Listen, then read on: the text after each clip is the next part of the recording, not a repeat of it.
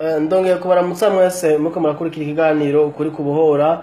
Ni Ange Michel Muhayimana, nizira mwese ko mumeze neza kandi ko muguwe neza mu kazi kanyu, mu miryango yanyu no mu byo murimo byose. Uno munsi nshaka tuvugane gatonya kwijambo tumaze twiga kuvyerekeye kubabarira abatugiriye nabi no gusaba ikigongwe abo twababaje. Ejo naravuze kunyigisha heruka kuvyerekeye ingene Imana ishaka yuko tubaho ubuzima bwiza kandi bwo gutunganya n'abantu badukomerekeje. Na cyane ndavuga yuko no munsi nza kuvuga kuvyerekeye ku bantu bafise ibikomere by'abantu babakomerekeje mu mashengero. Mu mashengero birahari ko abantu bakomeretsanya uhere mu barongozi mu bakristo hagati yanyu n'ibindi bitandukanye cyane ndavuga ku by'uburongozi no munsi kuko ni kibazo gikomeye cyane. Abantu benshi usanga bagendana uwo mubabaro ibyo bikomere umuntu niyo karavuga ubutumwa kumva ubutumwa avuga ko bw'ibikomere afise cyane cyane ku by'ibikomere bamuteye babantu yararongoye canke abantu bari bamurongoye. Hari abantu mwirukanye mu mashengero, hari abantu mwakumiriwe, hari Imana yahaye ingabire zitemerewe mu mashengero gukoreshwa kumbure kubera ubarongo yatinya yuko kumbure mushaka kumutwara ikibanza. Abantu benshi usanga bishika ugasanga turigwanira ama confirmation mashengero ategwa n'ibihe bibazo ategwa ubwa mbere nuko abantu bikunda tuva mu mihani wacu mu miryango wacu mu kibano cy'iwacu aho tuva dufise ibibazo byacu dufise kamere ziwa dufise ko twakuze nuko tutahura ibintu. Rero tuje muri assemble duhurira ariho hose nayo muri serire muhuriramwo muzana ama personality yanyu bikomere byanyu ingwane zanyu ko mumeze ko mumva ibintu niho muri hospitali iyo abantu bahaza bagwaye ingwara zitandukanye mugabo bose baje kurondera umuti ubakiza. Mwishengero ntihaza abantu bakomeye haza abantu bagwaye. Nje tubona muri leadership mu burongozi bw'amashengero haba harimo abantu batandukanye bwa mbere bafise uko bakuze bitandukanye uko batahura ibintu bitandukanye nivo y'amashuri zitandukanye imyaka itandukanye ibintu bitandukanye duhuriye ko nivyize ugasanga ntituvyumvikana ko kenshi ugasanga rero abantu mutumvikana kuvyo mwizera ni kibazo gikomeye cyane kuko urigisha bagaca yigisha ibindi ugasanga ariko arabomana bapingana kandi bari mu gikorwa kimwe. Ibyo je namavuga ko ari kibazo gikomeye cyane nimba ushaka gutangura ishengero tangusha fondation yo kugira abantu mukani kuvuga byose mwizera bimwe ntuzoshaka ahantu mwizera ijana kwijana biragoye ariko birashoboka ko ibintu nyamukuru mu byizera cyo kimwe. Nje tuma iyo ugeze ku rugero rwo gushikana abantu batari cyo kimwe hari ama conflict usanga atari ko arahaba ugezanye conflict nuko bari we aba yabishatse. Imana ishaka iki ishaka dukorera mu kuri atanga inyungu zacu atakwikunda birimo ibindi usanga ari bibanza n'ivyubahiro ugasanga umuntu yashavuye ngo ntibamuhaye ikibanza kumbe ko yatanga amahera menshi batamuhaye ikibanza c'imbere n'icicubahiro ugasanga ariko atera indura ko aragwana ngo batunze ishengero ngo ribaye kubera we agashaka no kudomina abarongozi b'amashengero canke bibikorwa bari mu kubera amahera yiwe n'icubahiro afise mu gihugu canke mu bintu byose bitandukanye. Ibyo byose ni ibintu bituma abantu bashwana ugasanga umuntu ntibamuhaye ikibanza cyo kwigisha kenshi agashwana canke ugasanga wowe nk'umupastor ushaka bagusenge muzi umupastor ushaka n'umuapotre canke irindi titre yose wokweha ugasanga umuntu aragwana na titre cane batamwiserevera arashavuye batamuhaye titre ngo bamuhice cubahiro cinshi bigatera amakonfli ugasanga abantu turapfa inyungu ugasanga ari abantu batangura ibikorwa by'Imana bafise ama mentality ama ambition yandi atari kugira ngo bafashe ishengero ari kugira ngo barondera amahera. Ugasanga umuntu mu mutwi we afise gutangura ministere canke eglise kugira ngo azofashe imfuvyi kugira ngo azofashe abapfakazi kugira ngo azorondera ama connection ngane babaraho arondere connection z'abazungu z'abanyamerika n'abandi.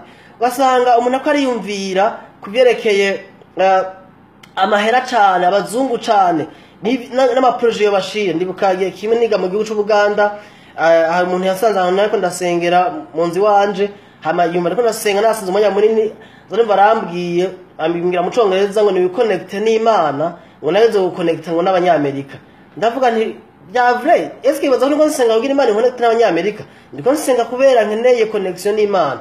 Uyo mugabo wose no ibintu boneka ama connection yaronse ibintu by'isi yaronse by'imiduga abazungu yarabaronse bashaka kumufasha ariko umwumvije mu mutima ukumva ambition malgré yuko avuga ubutumwa afise ngayo kuvuga ubutumwa afise ambition z'amahera. Umuntu mwiyo rero wihenze ukaja kumukora ko ivyo bintu byiwe yaravyubatse imyaka n'imyaka murabomana murashwana kubera hari abantu babona ibikorwa by'Imana nk'ahantu bakura amahera bakura injya bakura icubahiro bakura kwemegwa kumenyekana. Nibitangaje ko nabamwe no munsi bita ngo n'abastar basanga afise amatitre 10 amatitre 18 ugasanga gwa kado visit izina giyo ryanze kuri verso inyuma. Rero ico shaka kuvuga ni iki niko ndatora amakosa cyangwa mvuga iki ariko reka mvuga iki kintu Imana ko ibona ishengero siko twe turibona. Ishengero ibona nka centre de formation, ahantu duhura kugira ngo twigishwe, turegwe, tujanwe mu bikorwa by'Imana, umwe wese yimenye mu ngabire ziwe. Kandi ikindi tugaze mu by'ingabire, hari igihe abantu usanga batemera ingabire z'undi muntu. Abantu twese turatandukanye. Je ukomeze ko nigisha siku wundi muntu yigisha. Hari umuntu yigisha atera inkuru nyinshi, undi yigisha avuga amajambo makenya, hari uvuga cyane, hari uvuga buke buke, hari umuntu yavuze abantu bakanguka, n'undi yavuze abantu bumviriza gusumba gukerebuka cyane, biravana n'ingabire Imana yamuhaye. Hari abantu n'abaririmbye impanumva umwe wese afise tushe yiwe, afise uko aririmba kwiwe. Hari ukunda afise umudeho wazuka kandi aririmbira Imana, hari uririmba rega, hari uririmba indirimbo zoroshe zigenda buke buke zo gutazira Imana, hari uririmba igikongomani, hari uririmba rap mu ndirimbo zo gutazira Imana. Ibyo byose ni ibintu Imana yashizeho kugira ngo tuyiheshe icubahiro, tuyikorere. Nta usumba uwundi rero, nta n'ukeneye kuja hejuru y'uwundi, gusa twese turangana muri Kristo. Imana igushize imbere abarongozi bubahe, ntugerageze kuja kubaja hejuru. Kandi nawe uri umurongozi ntufata abantu ngo bacure bufuri na buhoro ngo barye umutima. Hari abantu batagira confiance ugwaruka amashengero yabo, ngo nugwaruka ngo gubajya nabi. Ndashima Imana ko jewe amashengero naciyemwo abapastori banje bose bagiye barandera, nukuri si benshi ni batatu, akore batatu bose ngikizwa Pastor Mutokambari, Pastor Emeni Inganza, Pastor Judoni Nahimana barandongoye. Nta muntu nigeze ngafata ngo ngaye ndi muto, bose barampaye akaryo nakanya gukoresha ingabire yanje mu nkomezi zanje no mu ntege wanje. Ico nico kintu twese twifuza ko abarongozi bacu badukorera, kandi natwe nk'abarongozi nje tugiye gukorera abandi. Reka kandi ndakajyo kubashimira kubera nzi ko ico babivye muri jewe ndakibona, kandi cyagize caramye imbuto zizokamera n'abandi. Cyase kuvuga iki? Mwigire ku bandi bantu bari hejuru yanyu, ni mu umutima abandi, muha opportunity abandi. Rero kuko abantu benshi baba frustre kubera ingabire bafise ko zidakora. Ishengero ryose umupastori, umuprofete bose ntacha abaprofete, abakora ibitangaza bose ntateza gukora ibitangaza nkabo ko hari ingabire zitandukanye. Ugasanga abantu bakora bomana, bakora ashwana, icubahiro, ikibanza n'ibindi bitandukanye. Kumbe n'abarongozi bakurongoye bagukoreye amakosa, wawe uri nk'umukobwa bakakurondera ngo bagusambanye canke bakagusambanya canke bakakubeshera canke bakagukumira canke novuga byinshi murabizi.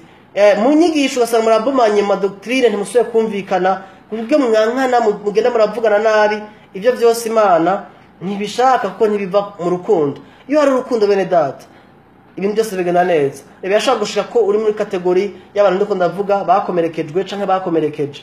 Ibashobora gushika ko mwashwanye kujya muja muri tribunal kuburana mukijijwe, paravuga ngo ivyo ni iby'abantu byadukiye kuja gucibwa imanza n'abatizera Imana. Mugaburana mupfa eglise ngo antwaye izina, ngo antwaye abakristo, ngo antwaye abantu. Nta bakristo bawo ufise, nta bantu bawo ufise, abantu bose n'ab'Imana. Ishingiro ni iry'Imana kandi Imana iryubaka. Mwene data, birashaka gushika warakomerekejwe n'abantu. Sinzi ibintu byakubaye ko mishengero, sinzi ibintu byagushikiye. Birashaka gushika twese turamaze gushika dukomeretswa n'abantu mu mashengero, swate n'abatuvuga nabi, batubeshera canke abatwanga, abatugwanya, n'abantu utransekirite kumure kubera Imana gusize amavuta kubasumba. Ibyo byose bibaho. Rero nshaka kuvuga niki? Imana ishaka kukira ibikomere, ishaka kudashavura. Imana yaraguhamagaye izo gucinzira, ntiwicinzira, ntiwigwanire, ntubabare ngo ntibatahura ibyo ukora, ntubabare ngo ntibatahura ibyo uko urigisha, indirimbo urimo ntibazumva, canke ngo ibyo ukora ngo ntibabibona. Ntukorera abantu, ukorera Imana, useva abandi utari kurarondera gushimwa n'abantu, nturondere inyungu zawe. Hari abantu nabonye usanga yarubakiye igikuba ciwe ku bintu vye by'amangetengete vyiwe n'amayeri, wihenze ukaca kubikorako agashavura. Imba akarondera inyungu ziwe agashavura. Mwene data, ntidukorera Imana kubera inyungu, ntidukorera Imana kubera amahera turonka, ntidukorera Imana kugira tugire icubahiro, ntidukorera Imana kugira batubone batwemere, ntidukorera Imana kubera ikindi kintu kimwe. dukorera Imana kubera urukundo. Rero ukaba uri muri ibyo bihe, Imana igufashe ngo nuvugana n'abo bantu. Hari abantu bavuga ngo naka ngo n'umwasi wacu, ugasanga n'ubutumwa bavuga ngo n'ubwabansi, ngo Imana itegura ameza imbere y'abasi bacu. Bamwumviza ukuntu umuntu yakomeza akeneye counseling, akeneye kumvirizwa nawe no gufashwa no guhanurwa kuko afite ibikomere mu mutima. Ugasanga abantu barababuza kuja mu bikoresho categuwe n'abanaka. No, twadukwiye guha abantu mwidegemvye. Abantu bafise mpemu yera, ikitari ico urashaka kubabuza, mbwa ntushobora ngo kwana kamwe tutumvikana ugaca umwansi wacu. Ibyo sukuri n'ugwanko n'inzigo, kandi ishengero ryateza kwa mu rukundo kuko nico kintu kitugize co, nico kiduhuza, nta kindi.